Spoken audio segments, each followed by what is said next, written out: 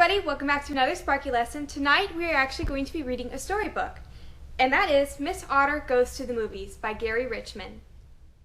Hi, I am Gary Richmond, and I am a zookeeper. As a zookeeper, I've learned a lot about God's wonderful animals. At the same time, I've learned a lot about God. I'd like to tell you about one animal that became a special friend to me, an otter named Girl. It all started on the very first day as a zookeeper. I began as a zookeeper of the animals in the aquatics area of the zoo, aquatics meaning water, and I had a lot to learn about wild animals. On that first day, Al, my boss, and the senior zookeeper told me this: Gary, a good zookeeper knows that it's important to let wild animals stay wild. Don't try to tame them or make them into pets. If you do, both you and the animals will be unhappy. They will no longer be what God wants them to be. Most of the water animals didn't make good pets anyway, so it was easy to follow the no pet rule most of the time. Sometimes I did wish I could make friends with the otters. They were so active, curious, and playful. One otter would stand at the gate and watch me prepare their food or clean their area. She looked at me as if she would like to make friends too, but I remembered Al's warning, so I kept my distance. One day, Fred, Al's boss, came to see me. He said, Gary, how would you like to try to tame that friendly otter of yours? A Hollywood movie director wants to use an otter for a movie premiere 2 months from now. You don't have to teach her to do tricks. Just get her so she won't bite anyone. It sounded like fun, and I agreed to try. I began by going into the otter's area and sitting down quietly. I threw pieces of their favorite food near their pool. The food is a small sardine-like fish called smelt. Otters are curious animals, so they all swam over to see what I had thrown to them. They noisily ate the fish and waited for more. The friendly otter didn't eat hers though, right away. She swam around with it in her mouth. It was almost like a game to her. I softly said hello and asked if she was still hungry. She stared at me, wanting more fish. I threw her another piece, which she quickly ate. Then I threw a piece of smelt halfway between the lady otter and myself. She took one careful step closer to it and then stopped. She wanted the fish, but she was afraid to come close enough to me to get it. So she went back to the pool, looking hungrily over her shoulder at the smelt. The next day, I sat closer to the pool. I hoped she would feel safer in the water and come closer to get her food. And it worked. Soon she was swimming just 5 feet from me to get her goodies. After 2 weeks, she would come within 1 foot of my hand. We were making progress. One afternoon, she surprised me by jumping out of the pool near me. She stood there with happy eyes, waiting for her favorite treat. So I held out a whole smelt in my hand toward her. She was a little scared, and so was I. I knew she might snap at the fish and bite my hand. I held the smelt just 2 inches from her face. She leaned over, opened her mouth, and shut it gently to take the treat. Then she took hold of the smelt with her front paws and ate it like an ice cream cone. It was a magical moment. The next step to tame her was harder. I had to get her to sit on my lap. I started by laying the smelt on the other side of my stretched out legs from her. At first she would walk around my legs to get it. Then she began climbing over them to the other side. Finally, I held the smelt in front of my face. She jumped onto my lap. The otter put her front paws on my chest and took the fish in her mouth. Then she sat right on my lap and ate it. Now that we were friends, I thought that she needed a name. But I couldn't think of a really good name, so I decided to just call her Girl until I could think of something better. But after a week, Girl seemed to fit her, so Girl became her name. The next day, I worked with Girl again. This time, after eating her smelt, she stayed on my lap to clean herself. She licked her paws, combed and oiled her hair. Then she curled up for a nap on my lap. I couldn't believe it. She finally trusted me. When I saw Girl again, I tried to pet her. She yawned lazily and lay down in the sunshine to enjoy it. Then, for the first time, she played with me.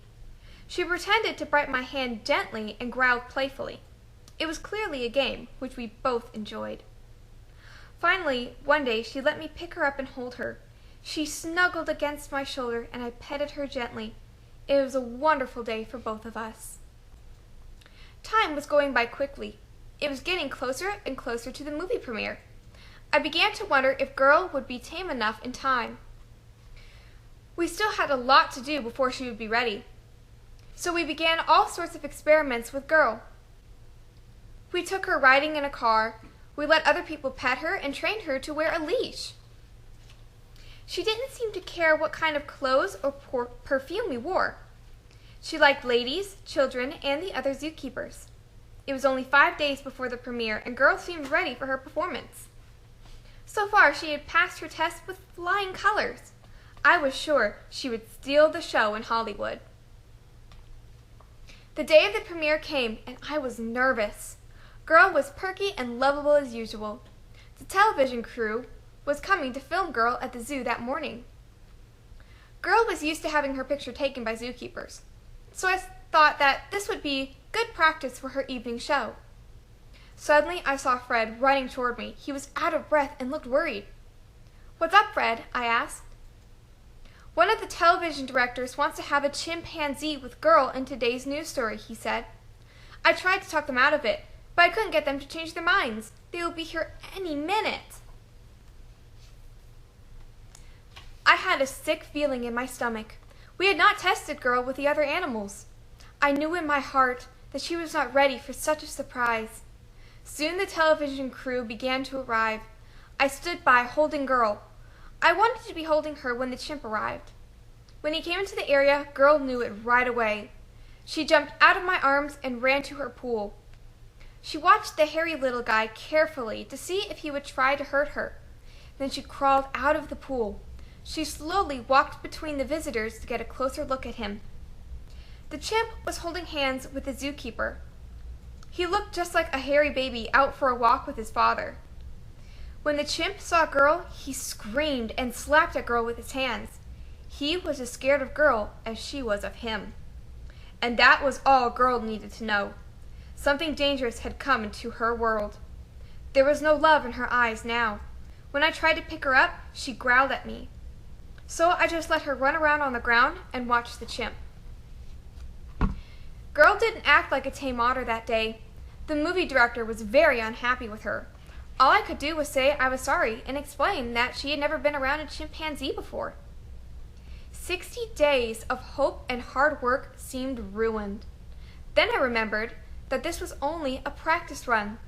We still had the premiere and movie stars to entertain that evening. Maybe things would turn out all right after all. The chimp and the people finally left the otter's area. I stayed behind to try to calm Girl, but she was still upset. By 5 o'clock, she would not let me pick her up. We had to leave for Hollywood in 15 minutes. At last, I held her while Al tried to put a leash on her. She gave me a dirty look and actually bit Al's arm. We couldn't trust Girl not to bite someone else that night, so we had to take her to the premiere in a small cage. She was not happy in the cage and paced back and forth the whole evening. She didn't look at all like a tamed otter.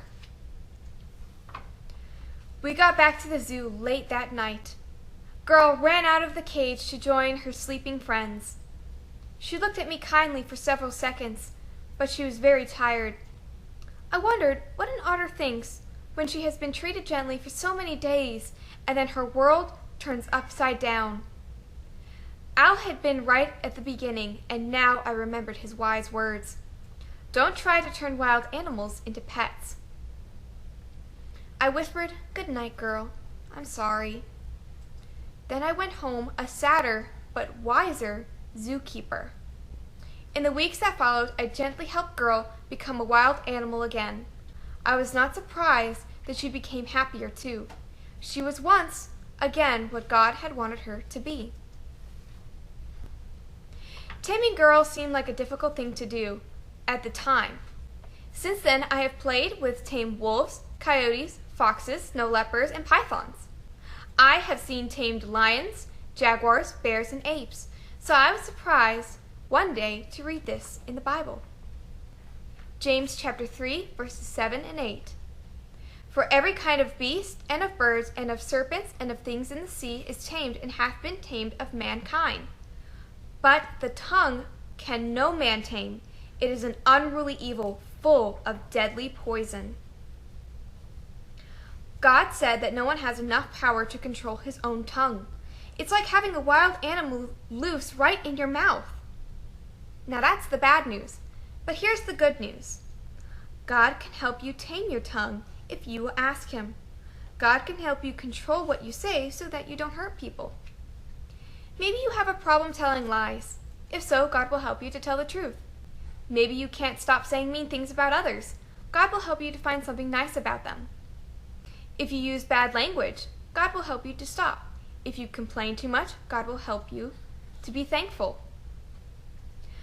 God is the greatest tamer who's ever lived, and he can tame the meanest critter of all, the tongue.